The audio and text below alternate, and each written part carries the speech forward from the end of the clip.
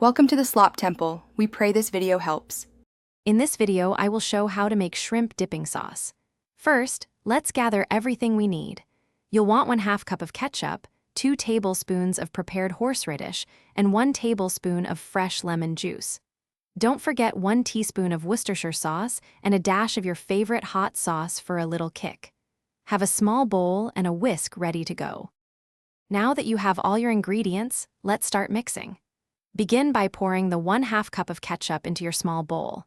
Next, add the 2 tablespoons of prepared horseradish and the 1 tablespoon of lemon juice. Finally, incorporate the 1 teaspoon of Worcestershire sauce. Whisk these base ingredients thoroughly until they are completely smooth and evenly blended. With your base flavors combined, it's time to add that extra zing. Carefully add a dash, which is about 1/4 of a teaspoon, of hot sauce to your mixture. Stir it in well.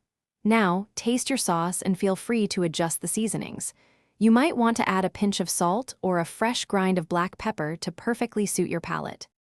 Once your sauce is perfectly seasoned, cover the bowl and place it in the refrigerator. Let it chill for at least 30 minutes. This crucial step allows all those wonderful flavors to meld and deepen beautifully. When you are ready, serve your delicious homemade shrimp dipping sauce alongside your favorite cooked shrimp for an unforgettable appetizer or meal. Thanks for watching. Consider subscribing if we helped you.